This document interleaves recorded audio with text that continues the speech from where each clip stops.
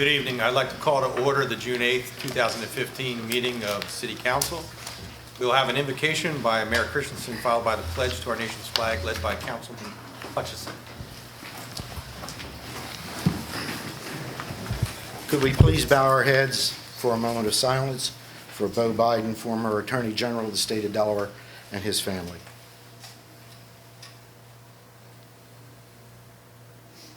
Thank you. Creator of heaven and earth, please guide us always to do what is in the best interest of all of our citizens. Let us remember our responsibility to honor the past, deal responsibly with the issues and needs of our citizens today, and prepare for the future. Amen. Amen. I pledge allegiance to the flag of the United States of America and to the republic for which it stands, one nation, under God, indivisible, with liberty and justice for all.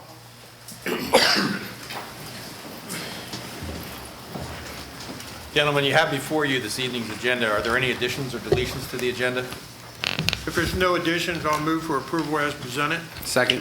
It's been moved by Councilman Hutchison and seconded by Councilman Sudler to approve the agenda as presented. For discussion, all in favor signify by saying aye. Aye. Opposed? Motion carries unanimously. Now we have before us the consent agenda. Those items on the council agenda which are considered routine and non-controversial are marked with an asterisk and will be acted upon by a single roll call vote of council. There will be no separate discussion of these items unless a member of council so requests, in which event the matter shall be removed from the consent agenda and considered a separate item. What is the pleasure of council? So moved. Second. Okay, been moved by Councilman Neal and seconded by Councilman Cole to approve the consent agenda. Is there any discussion? Madam Clerk, please call the roll. Mr. Anderson? Yes. Mr. Sudler? Yes. Mr. Neal? Yes. Mr. Lewis? Yes. Mr. Cole? Yes. Mr. Hosfeld? Yes. Mr. Hare? Yes. Mr. Hutchison? Yes. Mr. Slant? Yes. Motion passes 9-0. Agenda item number 2 is a certificate of appreciation for Dr. William N. Johnston and Mrs. Susan S. Johnston. I would invite Mayor Christensen and Dr. Johnston to the podium and request the city clerk to read the certificate into the record.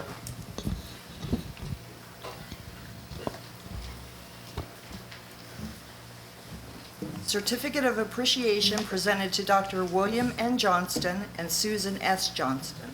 The City of Dover extends its hand to you in thanks and appreciation for the outstanding contributions you made in giving so generously of your time, talents, and professional attention.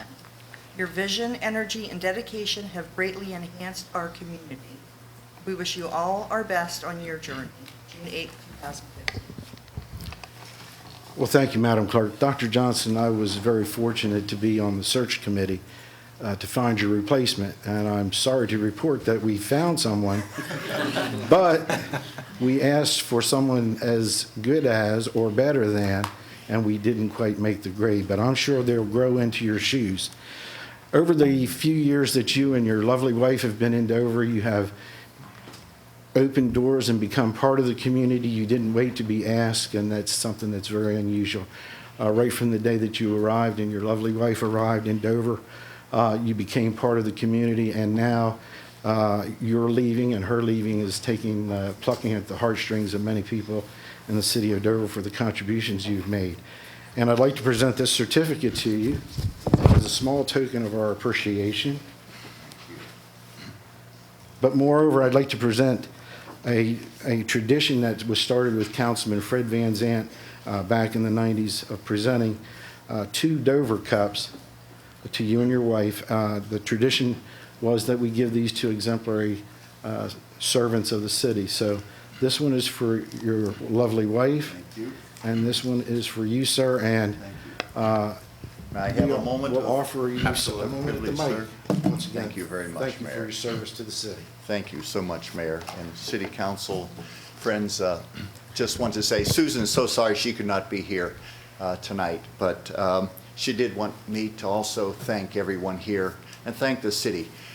We have really loved being in Dover, and she has said too, to be able to walk around in Dover, walk to the destinations in the city, be part of the city and invite people to the Cannon home. We've really enjoyed that as well. I would also want to thank the City Council.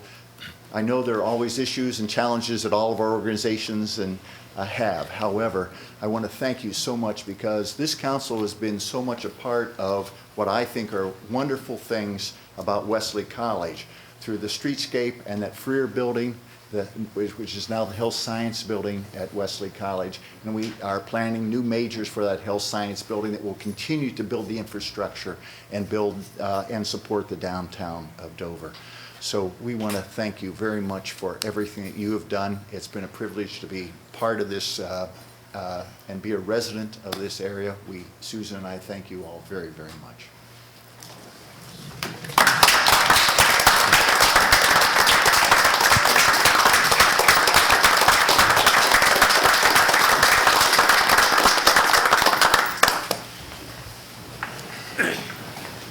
Item number 3 on the agenda is a proclamation for Flag Day and Flag Week. Madam Clerk, would you please read the proclamation into the record? Whereas the first official flag of the United States was adopted by the Second Constitutional Congress on June 14, 1777, and on August 3, 1949, Congress designated June 14th of each year as National Flag Day and requested that the President issue an annual proclamation calling for its observance. And whereas on June 9, 1966, Congress requested that the President designate the week in which June 14th occurs as National Flag Week and call upon citizens to display the flag during that week. And whereas on December 8, 1982, the National Flag Day Foundation was chartered to conduct educational programs and to encourage all Americans to pause for the Pledge of Allegiance on Flag Day. Whereas Flag Day celebrates our nation's symbol of unity, devotion to freedom, and the equal rights of all.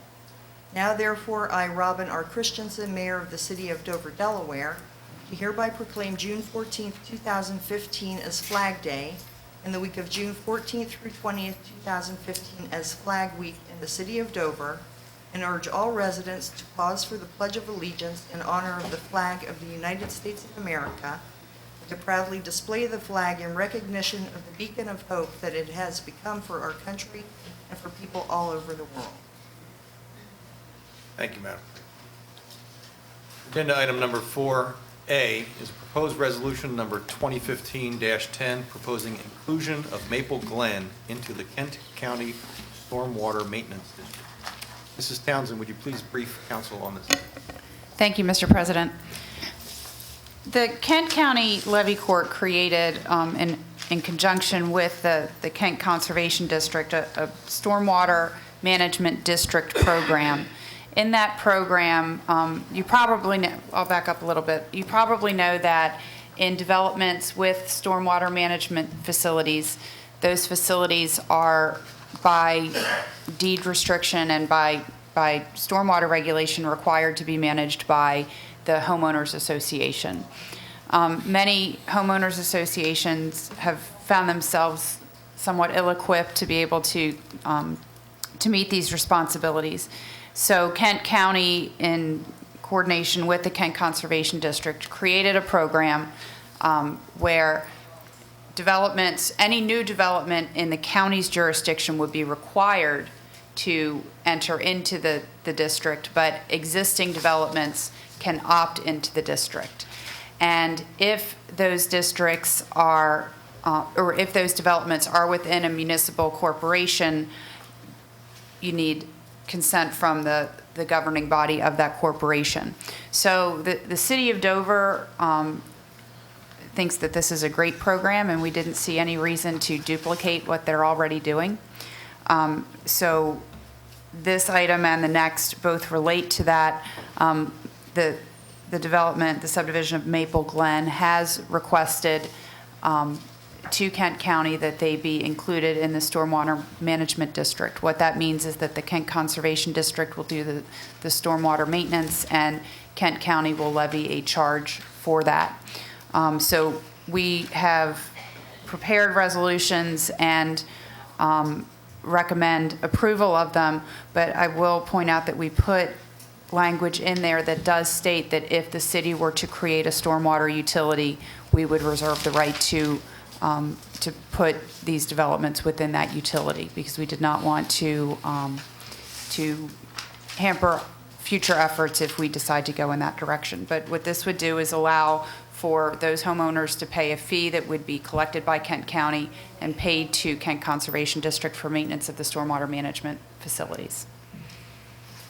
Questions of Mrs. Townsend?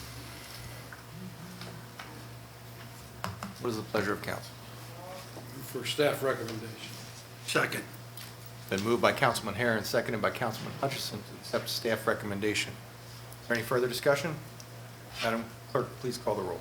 Mr. Anderson? Yes. Mr. Sedler? Yes. Mr. Neal? Yes. Mr. Lewis? Yes. Mr. Cole? Yes. Mr. Hosfeld? Yes. Mr. Hare? Yes. Mr. Hutchison? Yes. Mr. Slee? Yes, motion passes 9-0. Agenda item 4B, proposed resolution number 2015-11, proposing inclusion of Foxhall West Edition into the Kent County Stormwater Maintenance District. Again, Mrs. Townsend, would you brief council? Again, this is the same case as you just acted on for Maple Glen. So the residents of the Foxhall West Addition, which is an interior portion of Foxhall West, have requested the same inclusion into the county stormwater maintenance district. Questions for Mrs. Townsend?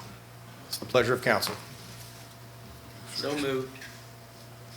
Second. It's been moved by Councilman Neal and seconded by Councilman Hosfeld to accept staff recommendation. Any further discussion? Madam Clerk, please call the roll. Mr. Anderson? Yes. Mr. Sedler? Yes. Mr. Neal? Yes. Mr. Lewis? Yes. Mr. Cole? Yes. Mr. Hosfeld? Yes. Mr. Hare? Yes. Mr. Hutchison? Yes. Mr. Slee? Yes, motion passes 9-0. Agenda item 4C, proposed resolution number 2015-12, proposing vacating and abandoning Harmony Lane. Mrs. Townsend. Thank you. This is a resolution that had previously been approved by City Council. The property that is Walker Woods and Walker Woods 2 is in the process of being purchased and redeveloped. And as part of that redevelopment, they had requested abandonment of Harmony Lane. So it would be managed as an interior drive within the larger apartment complex. The abandonment resolution approved by City Council was contingent on the site plan being finalized and building permits being pulled for the building construction that would happen. But the resolution that was approved by City Council also gave a one-year expiration of that action. So that was in November, I believe it was November 2013. City Council approved the abandonment, and then that has since expired. So they are working now to finalize their site plans, and they want to start pulling building permits later this month, but they cannot do that without the abandonment, which they can't do unless a subsequent resolution is passed.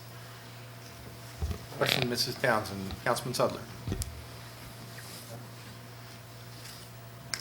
What's the pleasure of council? So moved to accept staff recommendation for resolution.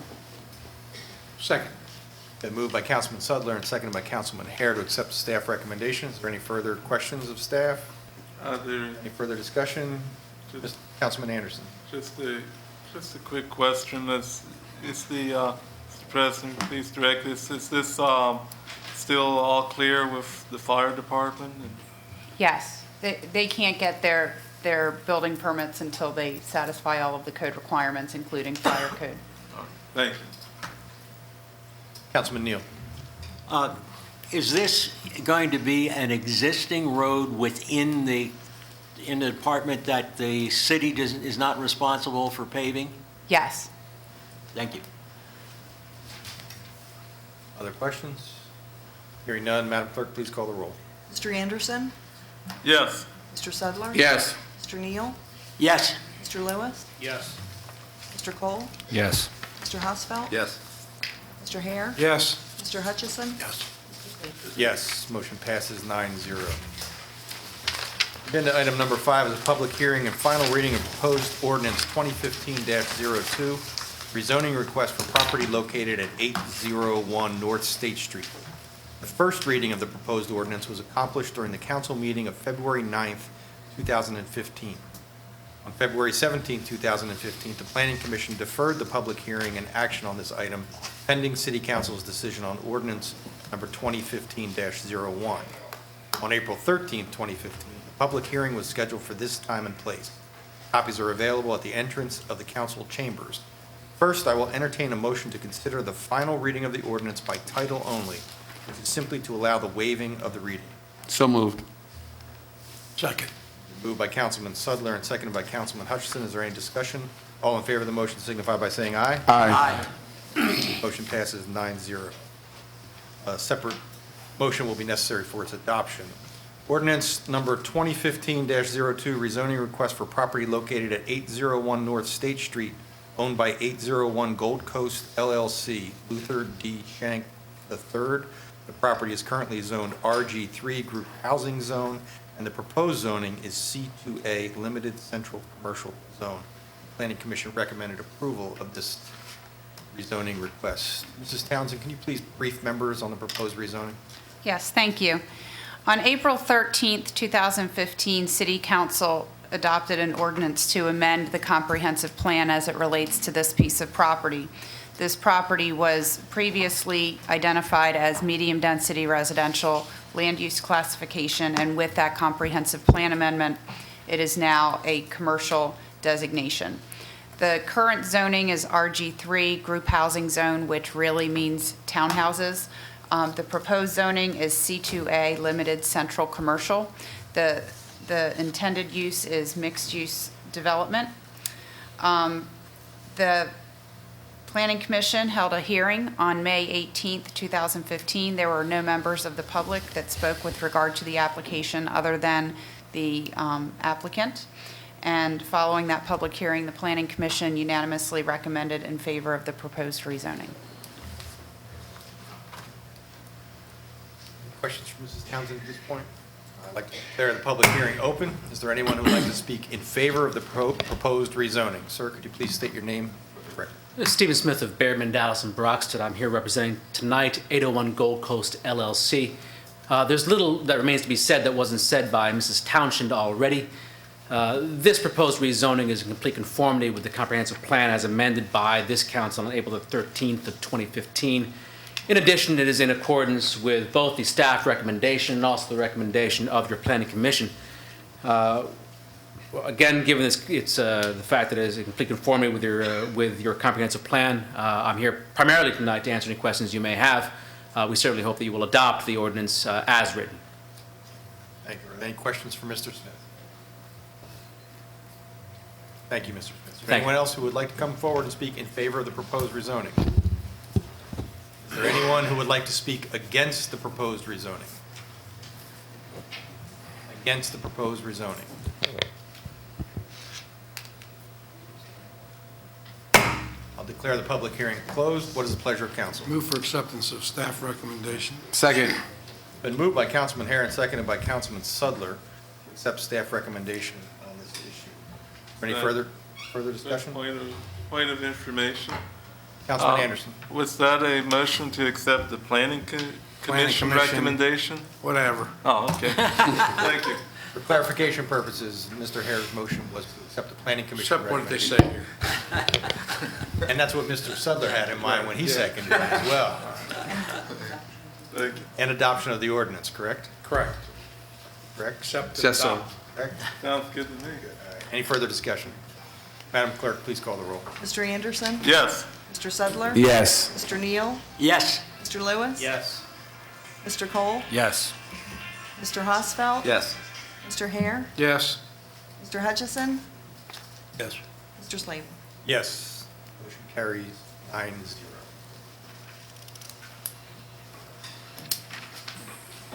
Agenda item 6, public hearing, final reading of the proposed ordinance 2015-08, rezoning request for properties located at 605, 625, 635, 645, and 655 Bay Road and 400 Hazlitt Street. The first reading of the proposed ordinance was accomplished during the council meeting of April 27th, 2015. Copies are available at the entrance of the council chambers. First, I will entertain a motion to consider the final reading of the ordinance by title only. So moved. Second. Been moved by Councilman Sudler and seconded by Councilman Neal. Is there any discussion? All in favor signify by saying aye. Aye. Opposed? Motion carries 9-0. Ordinance 2015-08, rezoning request for properties located at 605, 625, 635, 645, and 655 Bay Road and 400 Hazlitt Street, owned by Blue Hen CC LLC, Reed Street LLC, and Blue Hen Apartment LLC. Mrs. Townsend, can you brief staff, or brief council members on this issue? Thank you. This is a rezoning related to the Blue Hen Mall and Blue Hen Apartments that are located to the rear of the mall property. The current zoning on the apartments is RM2, medium density residential. The proposed zoning for the apartments is RG2, general residence zone. Both of those zoning classifications allow for apartments, which is the intended use for the apartment portion of it. The current zoning on the mall building itself is SC3, which is the regional shopping center zone. The requested zoning is SC2, which is the community shopping center zone. The principal difference between these two zones relates to the minimum lot area required for the SC3 zone is 50 acres, and with the apartments being kind of broken off and what was previously in excess of 50 acres would now be below the 50-acre threshold. So therefore, our discussion with the applicant included bringing that to SC2 along with the rezoning application so that it would conform with the lot requirements. There are two areas of the site you can see on the exhibit that are subject to the source water protection overlay zone. The red dot that you see on the screen, oh, you had it up there, sorry. The red dot that you see on the screen is the wellhead protection area. It barely touches the property, but since it does, we acknowledge that in the report. And then the southwest corner of the site is within the excellent recharge area. It's already paved, so unless there's a development plan, there wouldn't be any major impact for that. So there are really two things going on. You have the change of the SC3 to the SC2 and the change of the RM2 to the RG2, which is a change from one commercial to another commercial, from one residential apartment zone to another. But there's also a shift in that line. The line between the shopping center zone and what would be RG2 would shift slightly to the southwest to allow for some additional apartments to be developed. In addition, the daycare center, which is currently now within the residential zone, would be within the commercial zone. So it just kind of, that part just kind of cleans up the zoning lines a little bit. Again, the intent here is to be able to develop some additional apartments. The Blue Hen Apartments have been entirely full since they have been built, and there is a waiting list, so they have been one of the more successful apartment complexes. The Planning Commission held a public hearing on May 18th regarding the rezoning proposal. There were no public comments, again, other than the applicant either in favor of or in opposition to the rezoning request, and the Planning Commission recommended unanimously in favor of the rezoning request. With that, I could answer any questions. Are there any questions for Mrs. Townsend? Councilman Sudley? Yes, with the, if I'm hearing you correctly, it's the SC3 versus the SC2. Yes, and the main difference there is Right. the lot size. What is the difference in the lot size? Well, Square footage. The SC3 requires a minimum land 50 area of 50 acres. Right. So with this, we looked at it and it was only 30-some acres. I can't remember the exact amount. So it fell below the 50 acres. So we thought that it would be better to clean it up so that it conformed with the zoning requirements. So the SC2 is about 30 acres? It's a minimum of, I think, 15 or 20, but this qualifies for SC2. It's too, the land area is too small for the SC3 Thank you very by much. code. Other questions, Mrs. Townsend? Hearing none, I'll declare the public hearing open. Is there anyone who'd like to come forward and speak in favor of the proposed rezoning? Ma'am, please state your name for the record. Andrea Finarowski from Petinaro Construction, representing the applicant. I'm not going to repeat everything Anne Marie has already said. I feel it's been covered sufficiently at this point in time. However, we have worked very closely with the planning department and all the personnel to make sure that this plan is in compliance with all required regulations, and are also aware that any site plan, should we get the rezoning granted, will also be in compliance with all applicable regulations at the time. Thank you. Any questions? Is there anyone else who would like to come forward and speak in favor of the proposed rezoning? Is there anyone who would like to speak against the proposed rezoning? Against the proposed rezoning? Seeing none, I declare the public hearing closed. What is the pleasure of council? So moved. Mr. President, for purposes of discussion, second. Okay, so it's been moved by Councilman Neal and seconded by Councilman Anderson. Councilman Anderson. I just have one quick question. Has there been any public input at the planning commission level or anywhere else on this rezoning?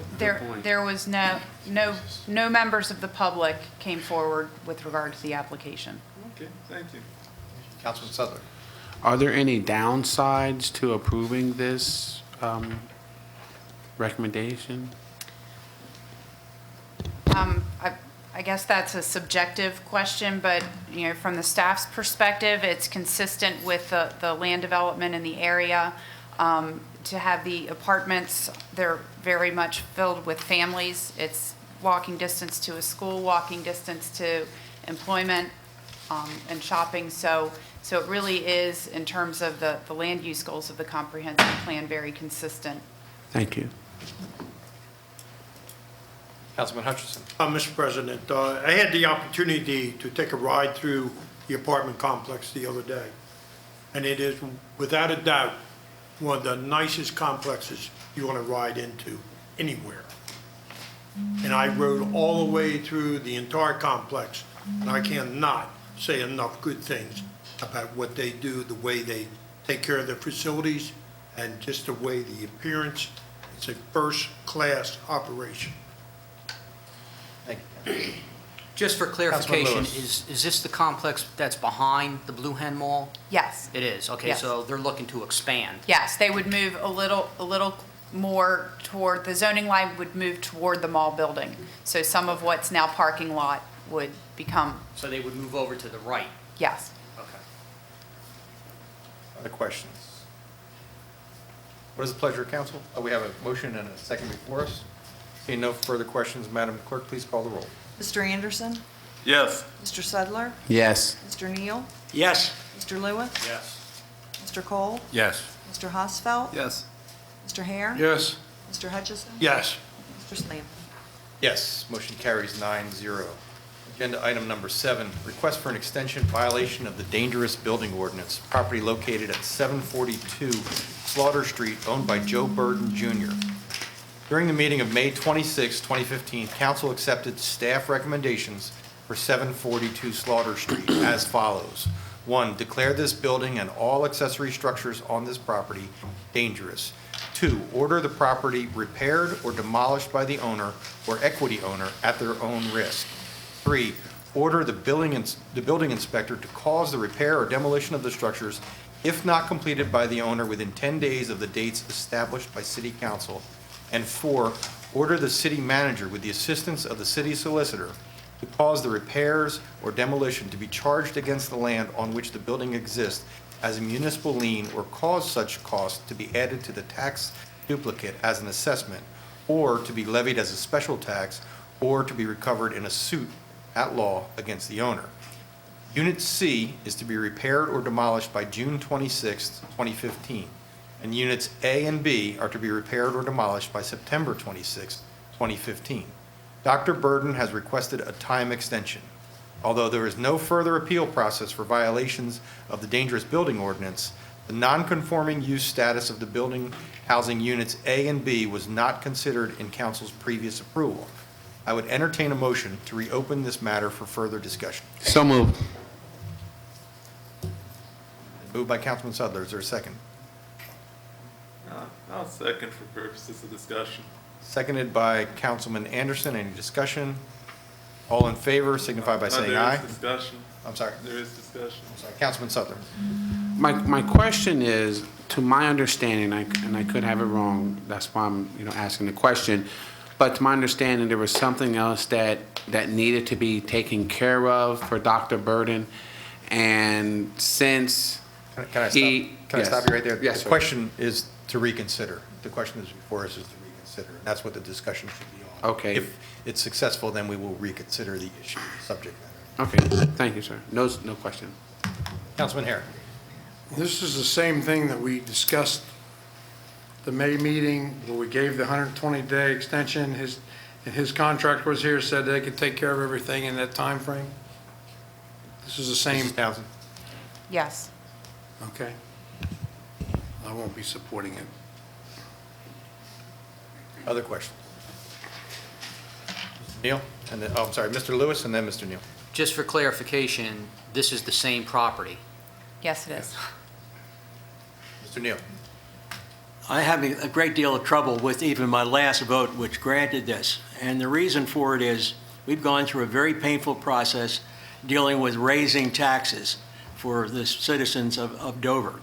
My problem with it is that Mr. Burden's property, which he inherited, basically is one of the reasons that we have a decline in assessments in the neighborhoods where he has homes. And my understanding is it is a considerable number of homes. The second thing that I'm troubled with is the fact that there are taxes that are owed. And we had to raise taxes in order to achieve what we wanted to achieve in that budget. If those taxes were paid, there would have been probably less of an increase in the overall burden. I don't think the citizens of this city should be looking out for his legacy and protecting it. And while I absolutely compliment the efforts on behalf of the professional staff to help him out, he has done nothing to help us out. And as a result, I think it's a kind of an insult since he's walked away from the help that's been offered. And I'm not particularly interested in My apologies to you, continuing. but this motion is to open the discussion, so that's where we are right now. So, hearing no further comments, all in favor of the motion to open for further discussion signify by saying aye. Aye. Opposed? No. No. We'll go to roll call vote. Mr. Anderson? No. Mr. Sudler? Yes. Mr. Neal? No. Mr. Lewis? No. Mr. Cole? No. Mr. Hosfeld? No. Mr. Hare? No. Mr. Hutchison? No. Mr. Slavin? No, motion fails 8-1.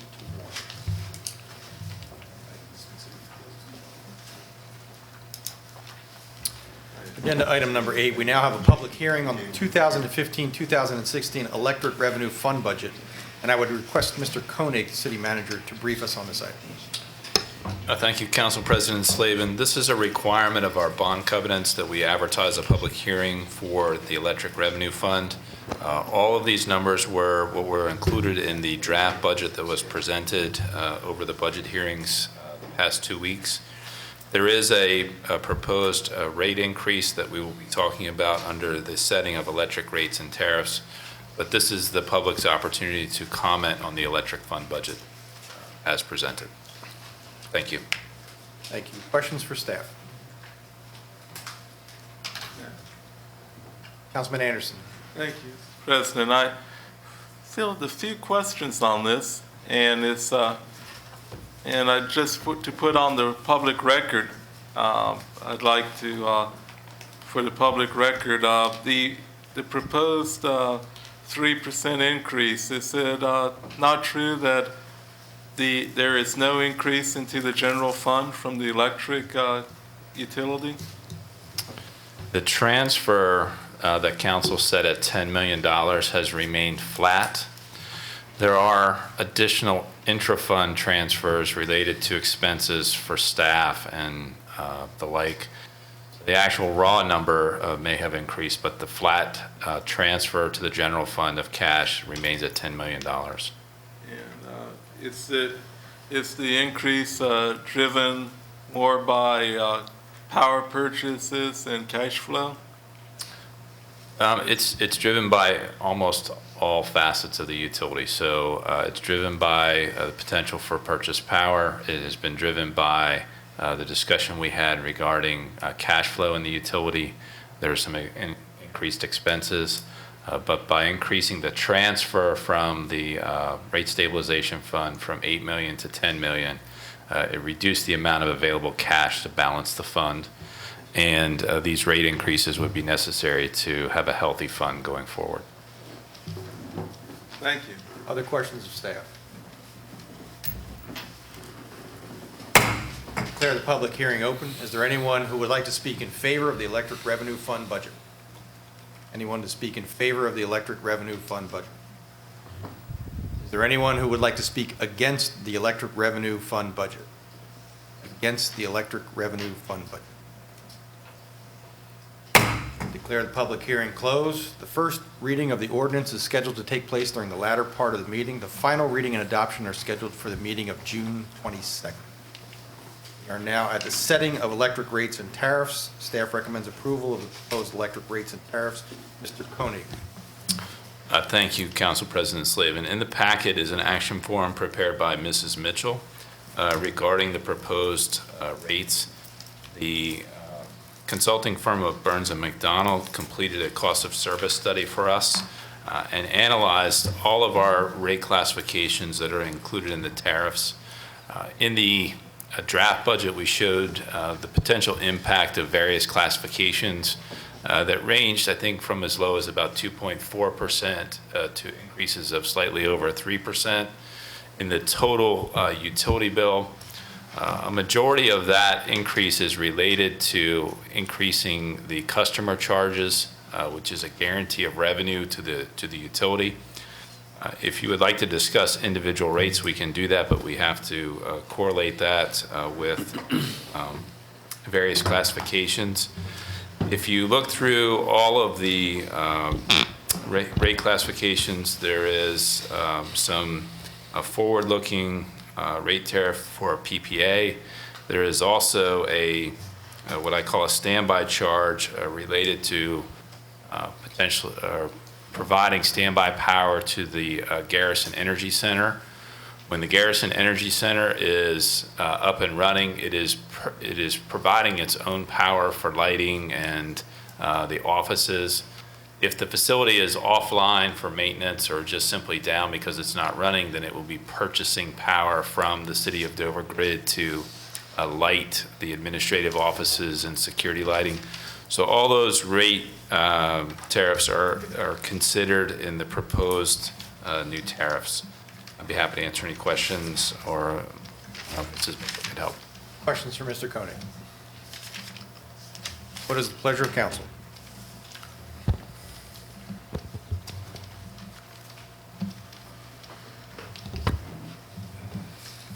Councilman Hutchison. Recommend we follow staff recommendation. Second. Motion's been made by Councilman Hutchison and seconded by Councilman Neal to accept staff recommendation on the setting of the electric rates and tariffs. Is there any further discussion? Madam Clerk, please call the roll. Mr. Anderson? Yes. Mr. Sedler? Yes. Mr. Neal? Yes. Mr. Lewis? Yes. Mr. Cole? Yes. Mr. Hosfeld? Yes. Mr. Hare? Yes. Mr. Hutchison? Yes. Mr. Slavin? Yes, motion carries 9-0. Agenda item number 10 is presentation, Planning and Community Development Annual Report. I invite Mrs. Townsend, Director of Planning and Community Development, to the podium to present the report.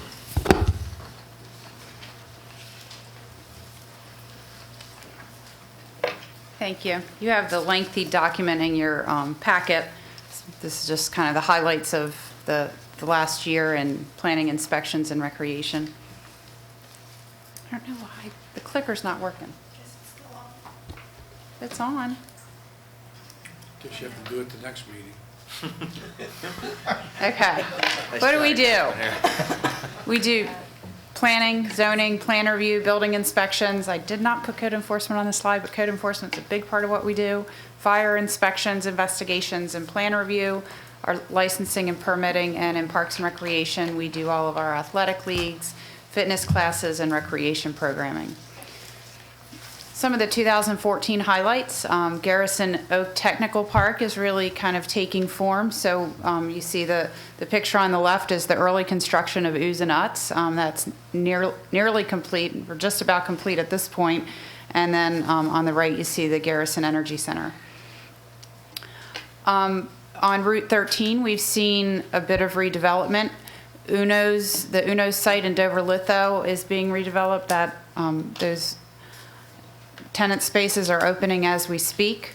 Winter Ford and Winter VW are both under construction. In terms of downtown redevelopment, we saw the addition of Family Dollar. The Intercity Cultural League is progressing well, and we spent a good part of last year working with the state on development of the Downtown Development District program and preparing our application for the program.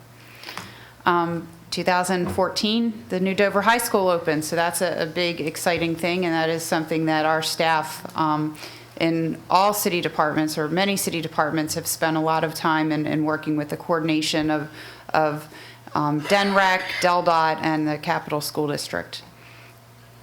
Building permits, we issued 1,704 building permits during 2014. Of those, 44 permits were for new homes, which is a little bit down from the year prior.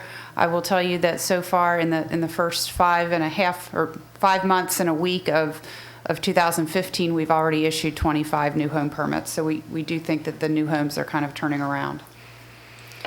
Rental permits, you can see, and our business licenses are pretty flat at this point. We have not seen an increase in recent years. You can see on the left you have the business licenses. There was a drop with the economic decline, and we've stayed relatively flat since.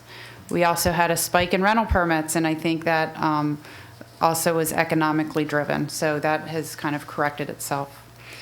Planning Commission applications, we had 34 of various kind. We had 14 applications to the Board of Adjustment. What was kind of unusual last year is that 3 of those were appeals. I think in the entire 9 years I've been here, I've seen 4 appeals, and 3 of them were last year. And then the architectural review certificates. Most of the architectural review in the Historic District has been completed through staff review of building permits. The Historic District Commission sees the larger projects. In the Fire Marshal's office, there were 735 inspections and complaints handled, and you can see the breakdown there. 81 fire protection permits and 71 fire investigations. That is significantly up from prior years. The previous year was somewhere in the 40s for fire investigations. And when you look at 21 of the fire investigations, the cause of the fire was incendiary, which means intentionally set. So that is a concern. Code enforcement, we did 8,184 inspections. 82% of our cases are staff initiated, either by our code enforcement or planning and inspection staff, or referrals from Public Works or electric or police department.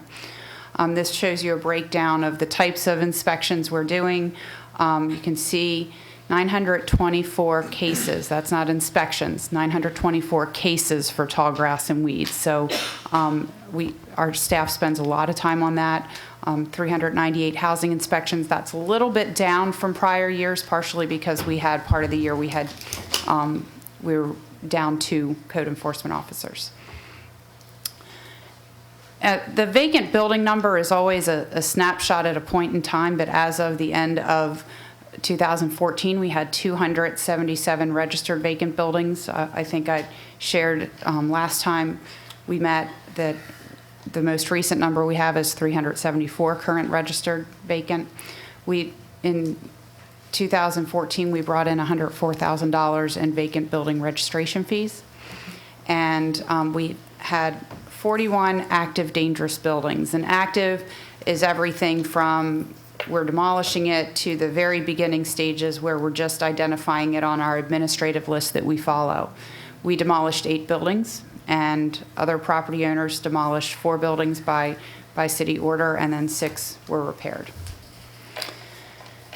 Shifting to recreation, we had a little over 48,000 visitors at the Pitt Center.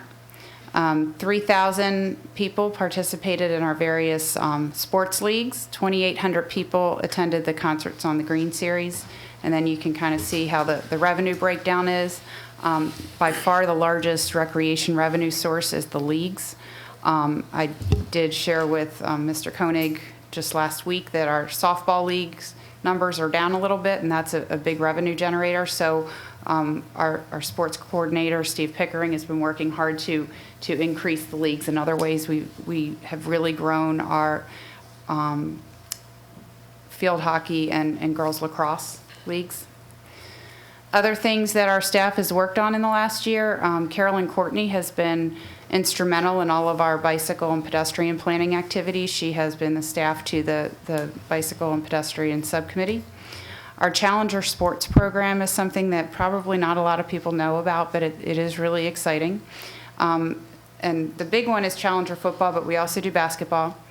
And it's a day that kids from the Charlton School and Kent County Community School come together with athletes from Dover High, and for that day they are stars. They are the star football players, they are the star cheerleaders, and I think that the high school athletes that participate get as much out of it as the disabled children who participate. Again, we've really grown our indoor field hockey and ladies lacrosse leagues and our outdoor field hockey league. We spent some time and we're hoping to bring it to fruition soon, planning for improvements at Mallard Pond Park. And next July, what is the date, 6th or something? But whatever the next council meeting is in July, the Parks, Recreation, and Community Enhancement Committee will have the Recreation Needs Assessment draft for review. This is just a series of pictures of some of our programming, including everything from our camps to the Challenger football, bike to work day. At the very bottom there, you see a cross-country meet. So really, the Recreation Department touches very many segments of the community in a lot of ways. So with that, I would take any questions you may have. Questions for Mrs. Townsend? Councilman Southern. What area seems to have the most code enforcement violations in the city of Dover? You know, I think do you mean documented violations? Yes. Or we haven't mapped it geographically, but I mean, we get a lot of the complaints that we get are in the downtown area. Okay, thank you. Councilman Lewis.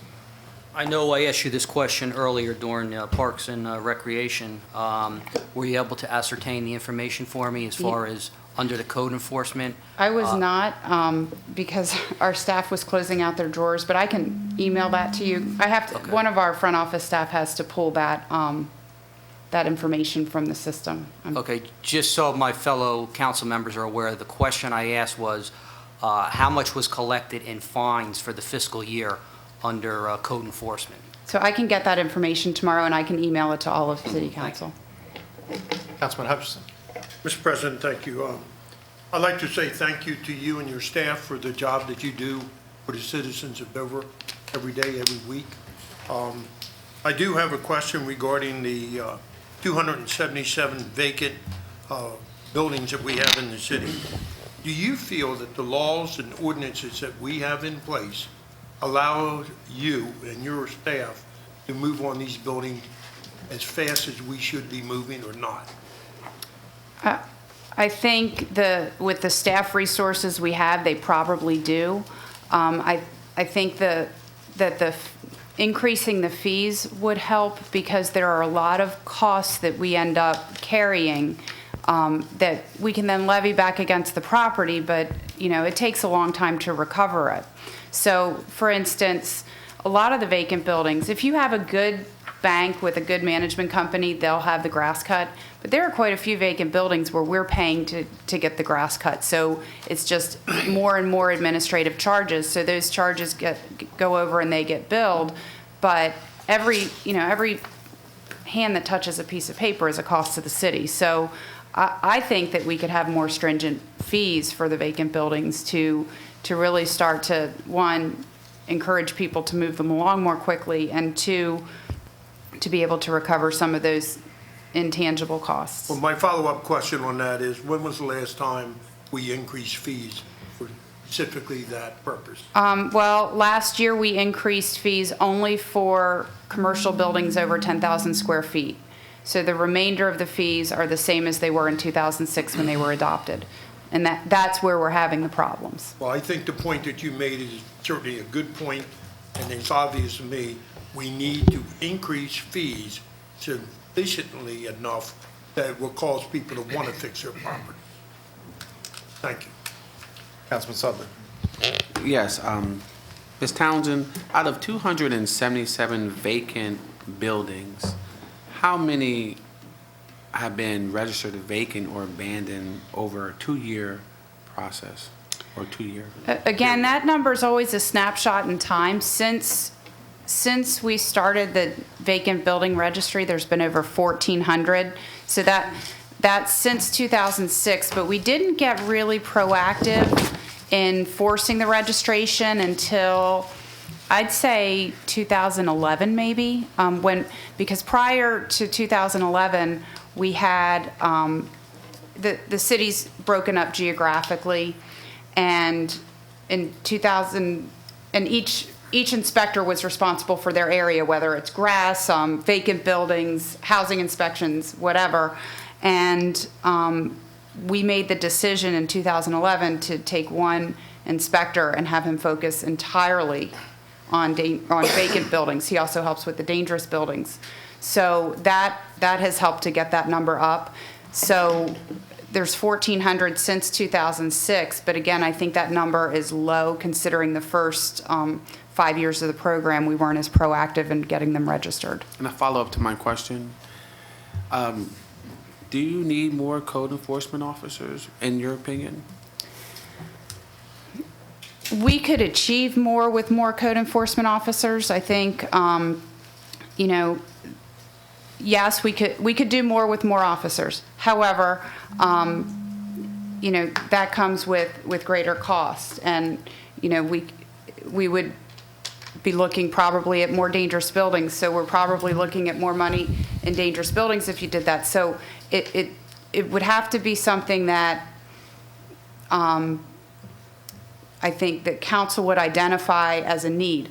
I believe that we're doing a good job with the staff we have now. Okay. But if the results are not what council wants, obviously with more staff you can do more work. But I'm content with what we have. Thank you very much. Other questions of Mrs. Townsend? Hearing none, is there a motion to accept the report? So moved. Second. Been moved by Councilman Sudler and seconded by Councilman Neal to accept the report. Any further discussion? All in favor signify by saying aye. Aye. Opposed? Motion carries 9-0. Agenda item number 14, first reading proposed ordinances. The first reading is offered on the following proposed ordinances. Final action by council will take place during the second reading of the ordinances on June 22nd, 2015. Copies of all proposed ordinances are available at the entrance of the council chambers or can be obtained from the city clerk's office. I would request Mr. Koenig to brief on ordinance 2015-10. Thank you, Council President Slavin. This is the introductory ordinance prior to the budget discussion that basically sets what's called the rollback rate. Mrs. Bundick had indicated that in total across the city, our assessed value of property went down slightly.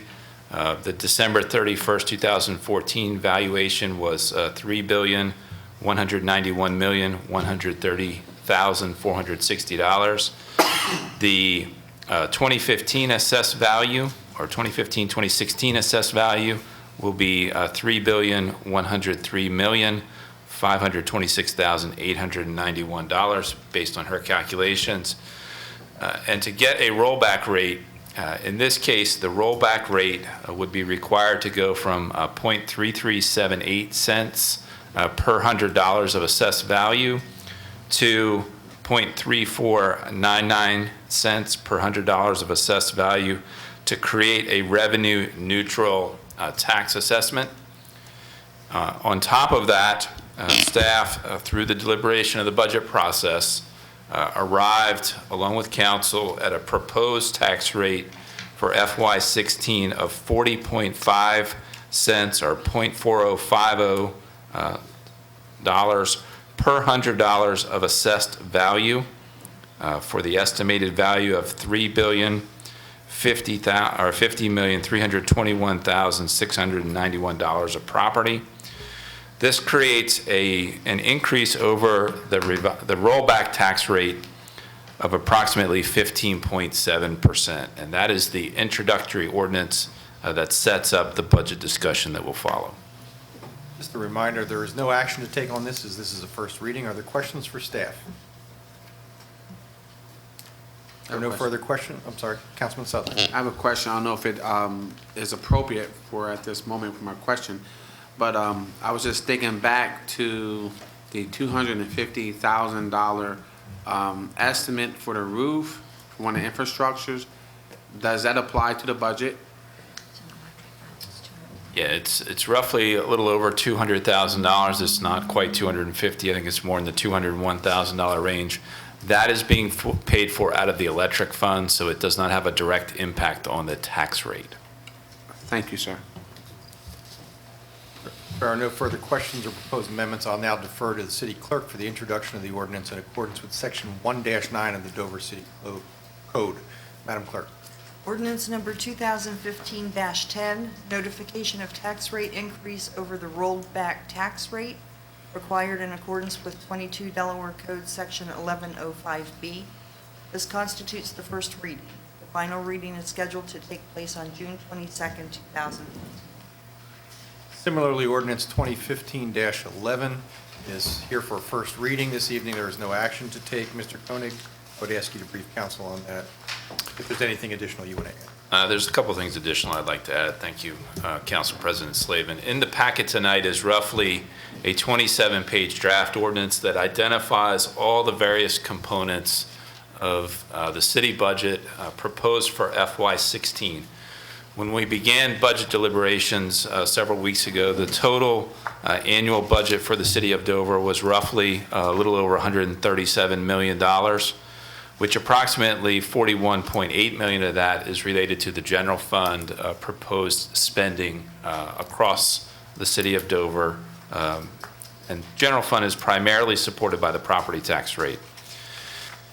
The FY16 general fund budget, after the budget discussions, will roughly be $41.327 million of spending, provided council adopts the proposed draft budget.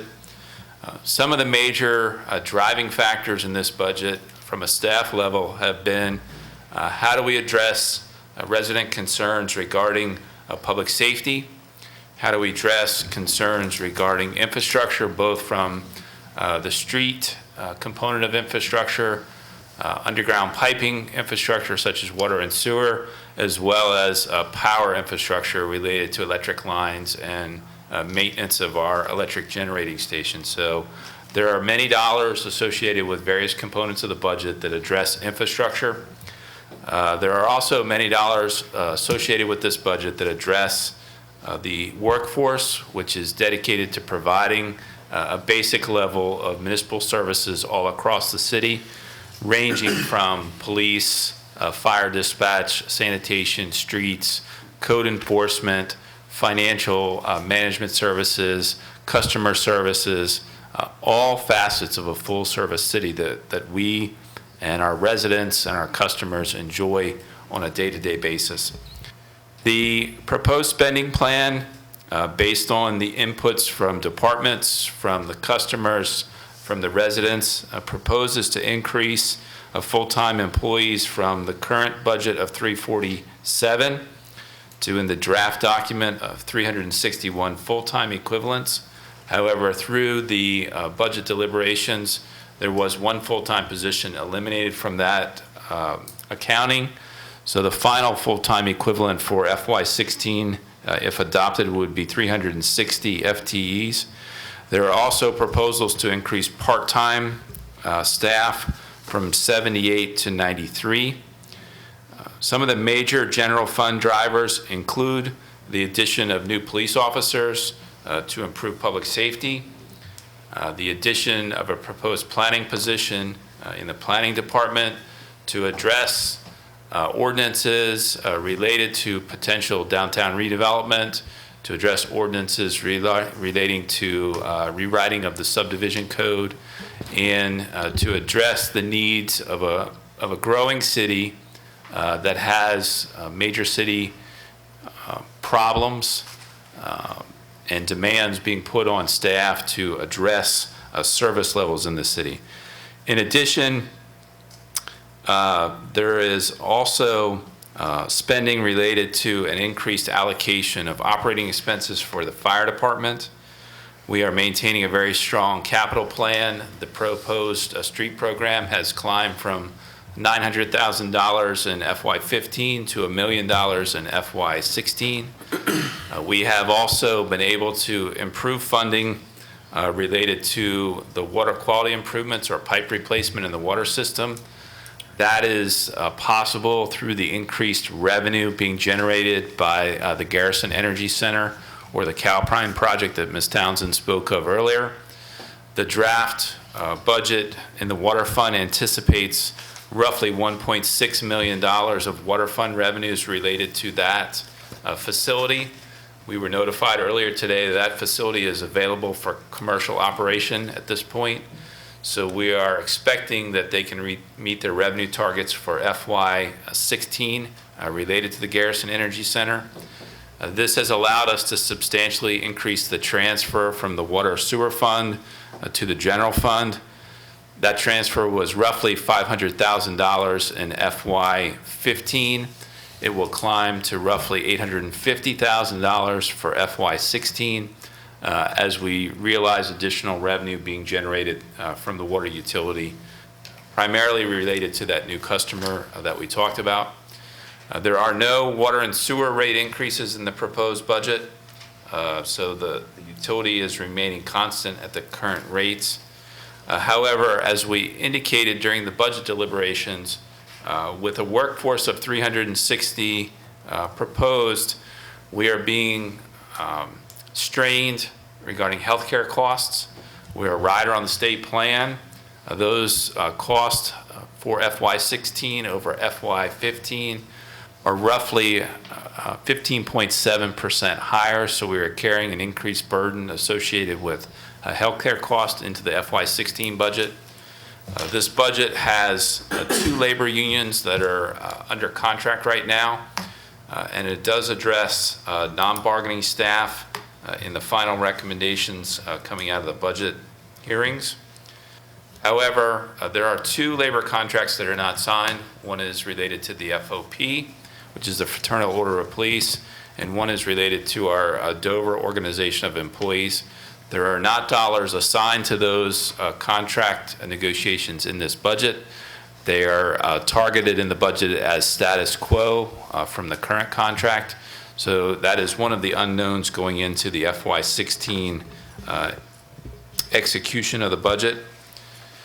During our budget review, approximately $944,000 of expenses were reduced, as well as approximately $760,000 of revenue was reduced, really related to the alteration of the proposed tax rate, which in the draft budget that was distributed to council was 42 cents per $100 of assessed value. Through the budget deliberations, that dollar or that assessment rate was reduced from 42 cents proposed to the current 40.5 cents that's in the draft ordinance. As I indicated a few minutes ago, there are no water and sewer rate increases proposed for the water and sewer utility. However, there is a roughly 3% increase in the electric rate classifications across the board. It does vary by classification. I think some classifications are as low as roughly 2.4%. Some are as high as 3 to 3.4%, depending on which classification you're at. As I also indicated, we put a large amount of that increase related to the customer charge that came back out of our cost of service study that was completed by the consultant. This has been a very heavy lift for council members during the budget deliberations because we have come up with a number of techniques in the past to avoid general fund tax increases. And I realized that the proposed increase over the rollback of 15.7% approximately has been a difficult consideration for council. But I certainly appreciate all the work that staff has done to help prepare the numbers, to help prepare the presentations. Mrs. Mitchell and her staff have done a fantastic job of putting together the documents that represent over 300 pages of information to develop the FY16 budget.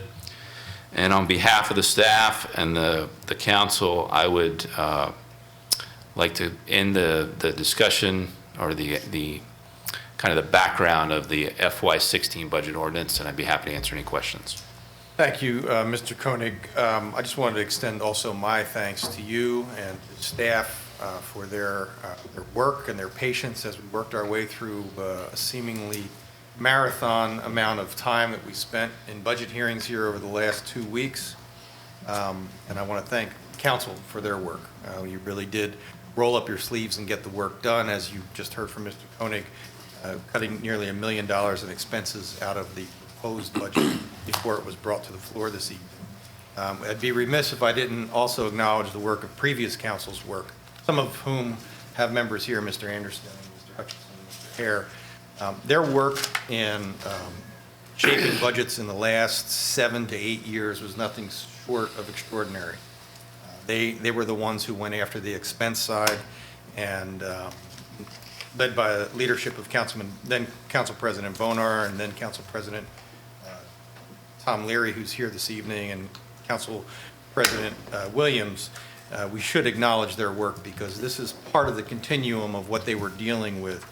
Everyone felt that the economy at this point would have rebounded a little bit stronger, and we all hoped for that. And the fact is the economy appears to be coming back, but it's lagging for some of the traditional revenue streams that we have. None of us, I'll speak if you disagree, but none of us loves the specter of raising taxes. No one wakes up in the morning thinking that's what they want to do today. And I personally have never voted for a budget that had every line in it was something that I agreed with. And everything that was out of it was things that I wanted out of it. It's a compromise and it's a deliberative process. And coming to consensus among 9 people in a public session is always a challenge. And I think we should all feel that we've done service to that. And we've done the heavy lift, as Mr. Koenig said. So with that, I'll open it. Councilman Sudler, I believe you had. First, I'd like to say I agree with Council President Slavin, very well stated. I just have 2 questions in regards to the labor. My first question is for Mr. Koenig. The labor contracts for FOP, in your opinion, why do you feel as though it has not been signed? And 2 is overall, what is your perception of the union's position with the proposed FY16 budget? Councilman Sedler, the negotiations between the City of Dover and the FOP are scheduled to get underway this week. They have been delayed for administrative reasons, not related to the City of Dover. As far as the opinion of the unions related to the budget, we have not asked any of the unions for an opinion on the budget. All of the information is available for them to review, but we do not routinely ask them for any comments on the budget. Can I do a quick follow-up? Just a quick suggestion, being a former shop steward in the union for Delaware State University, I don't think it would hurt to reach out to them and just at least get their opinion, to show good faith in doing business. And I think it would just show good faith with the city of Dover. Thank you. There is no action to take this evening. Councilman Neal and then Councilman Lewis.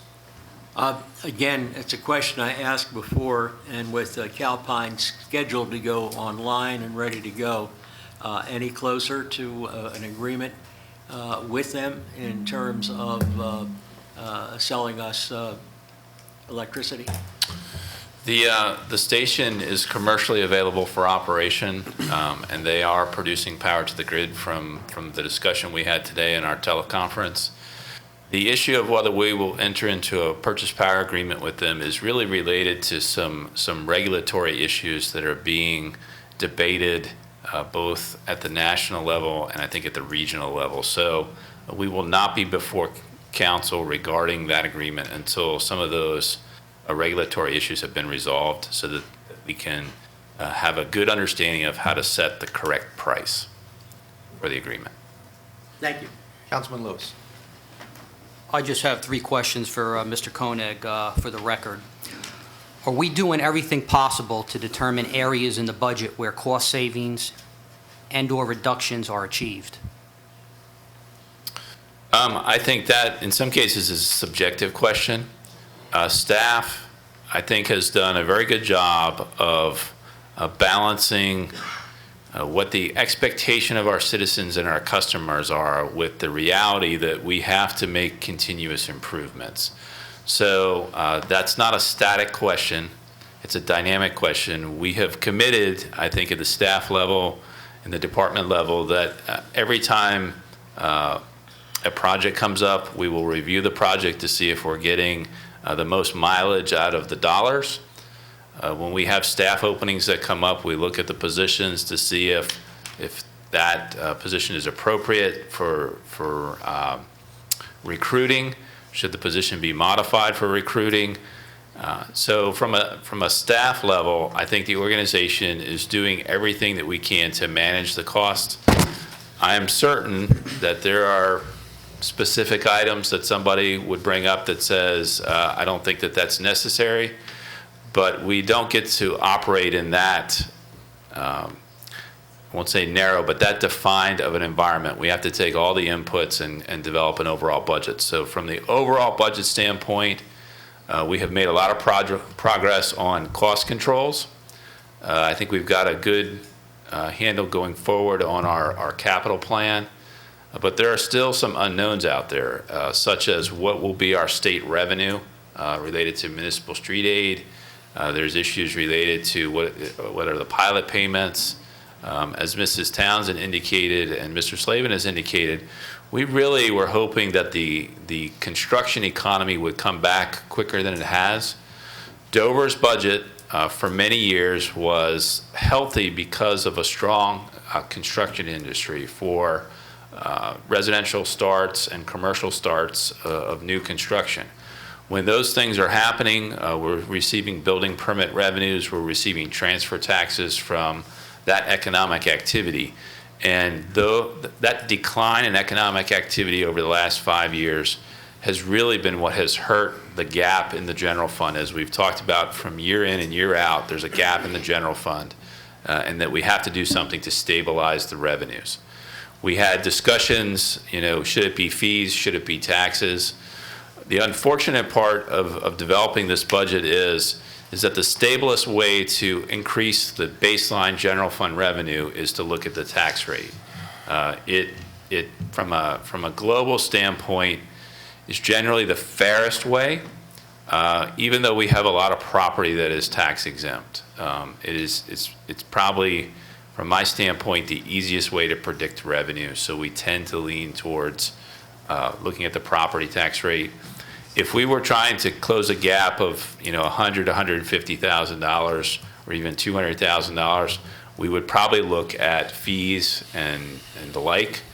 But because the gap was significant this year, upwards of $2 million when we started, there was really no way to close that gap with solely fund our fees and those types of expenses. In addition, somebody might say, well, why don't you look at the revenue or the expense side of it?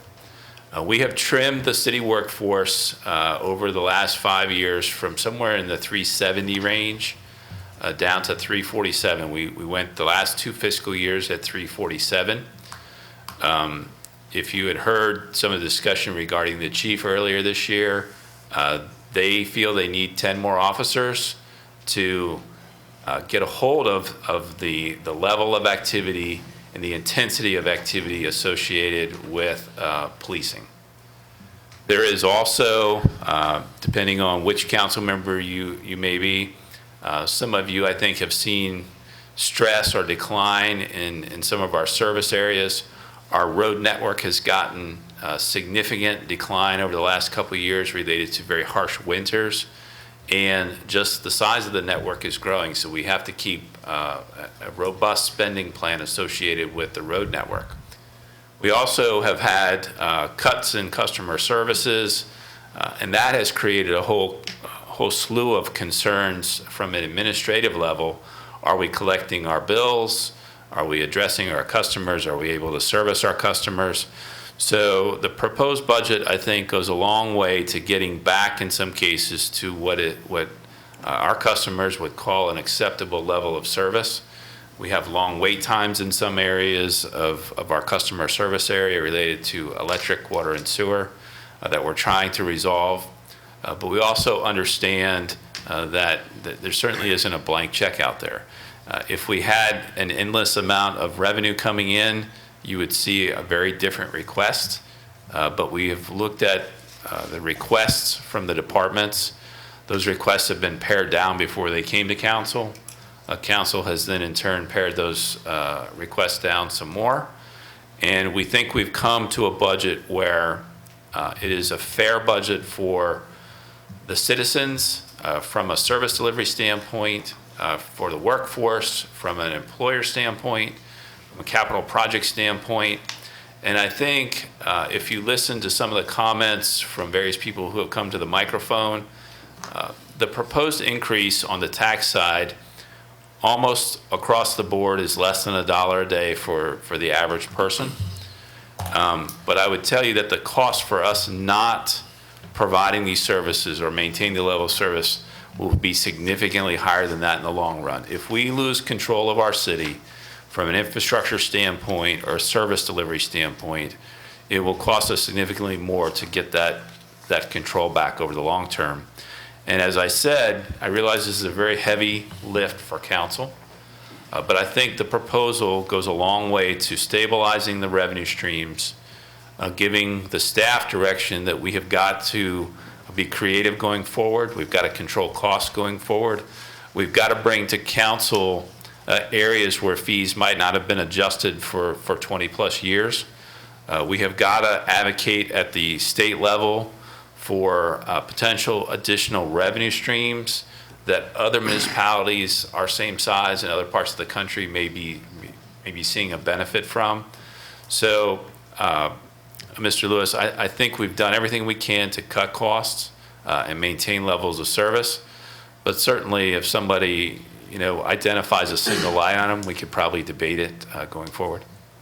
Question 2, can you provide me with a copy of your cost containment punch list before the 22nd? This is the list that we went through the other night that council voted on, or is this what I would say we need to do in the next 5 years? What you would say we need to do. Okay, yes. Third question is, and Ms. Mitchell, or you can answer this, what is the total amount of overtime we are paying out in the city? If you don't have the figures this evening, that's fine. You can email them to me, but I need them before the 22nd. There is a page in the draft budget. It's labeled as page 80. Is it page 80? I missed that. And all divisions across the city, the projected... Just for the record so the public can hear the amount. Yeah, the projected amount is $879,000 for FY16 across all divisions of the city for FY16. Okay. Do you consider this a management problem? Mr. Lewis, I do not consider it a management problem. Of the $879,000, $445,000 of it relates to police overtime, which has been a stable number. $115,000 of it relates to electric system overtime or transmission and distribution system overtime. A majority of that is related to after-hour or on-call or call-in related to outages and general running of the utility. And then you can look through the various budgets. A number of areas of the city have little to no budget associated with overtime. So I think each of those individual departments that have large overtime expenses can explain them. We have been through them with the various departments. We would love to see those numbers come down, but in some cases, there is embedded overtime in the schedules because that's how the schedules work. So I think if you look on that sheet, FY13, the total for the year was $917,000. FY14, the total was $955,000. Through April of this year, we were at $802,000. And then for FY16, we're at $879,000. If you take those numbers, you also have to play into escalation in labor costs. So the number, in my opinion, is relatively flat when you add those things in. There may even be a slight decrease, but it's with everything else. It needs to be managed. We need to look at it, and we need to see if we can control those costs going forward. But I don't think it's out of control. I have no further questions at this time, Mr. President. Other questions or comments? I do have a question, Councilman Anderson. President. It is, now, if there were any proposed amendments tonight, would they just go with the, like lay with the budget, or would they be voted on tonight? They would be voted on tonight. Okay. And I will reserve them at this time. Councilman Hare. Thank you. Looking at everything and listening to everything, heard a few things that really don't sit right. The tax increase, probably going to have it. Do I agree with it? No. Do I think we've done everything we can? No. I heard this raising the taxes is the easiest way to raise the revenue. I guess that seems to be what happens. I've noticed we take the easy way instead of working. I'm a little perplexed that we don't even know if our health insurance program that we've got is the best we can do. Because 3 years ago, someone told us we're better off staying with the program we've got. But 3 years ago, there wasn't an access fee. There was a whole lot of totally different 3 years ago.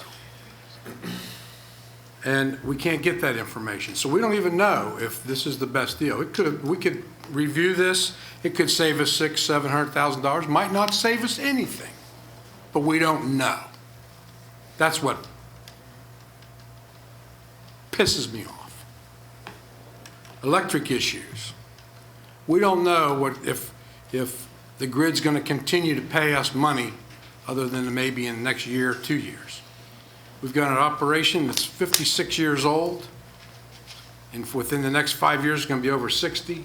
Electric utilities are being retired that are 40 years old. There's 2 brand new ones going to come online right in our own backyard. That needs to be researched. That needs to be looked at. We need to decide what we want to do there. Taking the easy way out. We're a growing city with more vacant properties and lower building permits.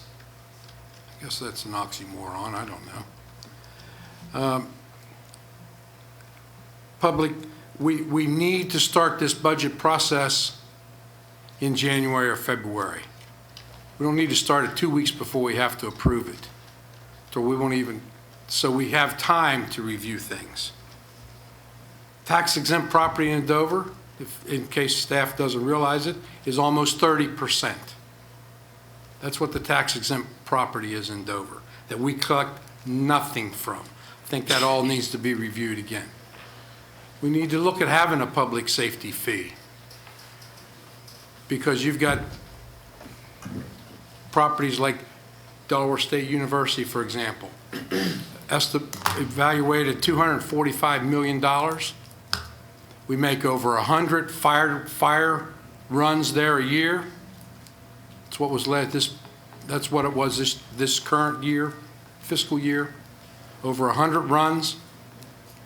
And they don't even have the courtesy to make a donation to the fire department. We have other nonprofits that, I mean, come on, give $50, give $100, do something. You're getting all the services in the city for free and you don't make 1 penny donation. We need to look at a public safety fee that applies to everybody, whether you're a nonprofit or whatever. The police, yes, I think we need that. Wilmington being the high crime area that it is, those people, when Wilmington's cracking down, they're not going to Philadelphia. And you can see by the last 3 months, looks like they're coming to Dover. So yes, do we need more police officers? Yeah, we do. And we need to do the survey that we've approved. In the cadet program, I've heard positive things about that already. Does it cost to have that? Yes, it does. Is it going to cost $1 a day? No. I mean, everything I've found, it might cost $6, $7, average $6, $7, maybe $8 a month on the average property, maybe 10. If you look in the paper today where they had those all listed, there was no I didn't see a $365 increase on any of the properties. I just think we need to do a better job of our budget.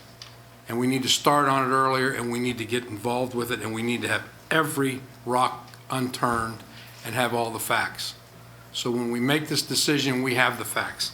We don't have all the facts. We're making a decision. I'll vote for it, but I think there's a lot of things that need to be done for the next year's budget. Thank you, Councilman Hare. Any further comments? Hearing none, Madam Clerk, would Ordinance number 2015-11, fiscal year 2015-2016 City of Dover budget ordinances. This constitutes the first reading. The final reading is scheduled to take place on June 22nd, 2015. Agenda item number 15, final reading of proposed ordinance 2015-09 with staff amendment number 1, SA number 1. The first reading of the proposed ordinance was accomplished during the council meeting of May 26, 2015. Copies are available at the entrance of the council chambers. First, I will entertain a motion to consider the final reading by title only to allow the waiving of the reading. Separate motion will be necessary for its adoption. So moved. Second. Been moved by Councilman Hutchinson, second by Councilman Hare. Is there any discussion? All in favor of the motion signify by saying aye. Aye. Opposed, the motion carries 9-0. Ordinance 2015-09 with staff amendment number 1, SA1, amending Chapter 62, Law Enforcement, Article 2, Police Department, Chapter 106, Traffic and Vehicles, Article 3, Stopping, Standing, and Parking, Division 2, Metered Parking, and Appendix F, Fees and Fines. Mr. Koenig, would you please brief council on this? Thank you, Council President Slavin. This is the revised ordinance, including the staff amendments that was discussed at the last council meeting. And very quickly and broadly, this clarifies a number of things related to the police department, including that the police chief shall appoint the deputy police chief and the police officers. It sets up a selection committee for a future chief to be comprised of the mayor, council president, chair of the Safety Advisory and Transportation Committee, the city manager, and human resources director that shall advise the mayor on the nomination of the chief. And then that a nomination would be confirmed by city council, and that it allows for the removal of a chief subject to a due process, or the police chief due process law that's identified in the revised ordinances. The ordinance goes on to identify the police cadet program and expands actually the potential use of the cadet program beyond the downtown area and allows us to use the cadet program in the library to further public safety related to this level of service. Under Section 6239, this clarifies several issues related to the disposal of real property and the disposition of property related to our policies and procedures of the Finance Department. Moving on, we made some revisions underneath the meter section to indicate that we, at our parking meter, take a number of form of payment and specifically identified it. It also removes the $200 threshold for violations before you get booted by the police department, takes it down to $100 of violations for that additional enforcement. And then it identifies in Appendix F those changes related to parking fines and payments associated with the meters. If there are any questions, I would be happy to answer them. Councilman Sudler. For the cadet program, how far out in the city? Is it unlimited to the city of Dover, or is there a limitation within the city of Dover? I would defer to the chief for that answer. Chief Burnett. I would say anywhere that there'd be useful within the city of Dover. Thank you. Councilman Anderson. Thank you, Chief. So would that include possibility of some of the city parks? Yes, absolutely. That's an area I've heard a few complaints recently in both Silver Lake and Dover Park. Other questions of staff? What is the pleasure of council? So moved to approve staff recommendation or to approve Scott Cohen's recommendations, city manager. Second? Second. Been moved by Councilman Sudler and seconded by Councilman Anderson. Discussion? Councilman Anderson. Thank you. Thank you, Mr. President. Chief, quick question. Would it be helpful to to deal with a situation like we had recently, to add a line like to line 30 after the oath of office, that each officer shall agree to a code of conduct developed by the chief of police and appointed by the mayor? We do have a code of conduct that they swear to. Great. Would that be helpful to put it in the code so it may have a, if we need to dismiss someone for violation of it, that it would have more standing? I could look into it. I don't want to answer that now, but I need to further look into it. All right. Well, then I will, while you research that, then I will hold that amendment. It can always be brought up later as a possible amendment to safety advisory. Thank you. Councilman Sudler? Yeah, second to the amendment. No, he didn't make it. He said he was going to hold off. And Oh, okay. Let them research it. Okay. Any other questions on the motion that's before us? Madam Clerk, please call the roll. Mr. Anderson? Yes. Mr. Sudler? Yes. Mr. Neal? Yes. Mr. Lewis? Yes. Mr. Cole? Yes.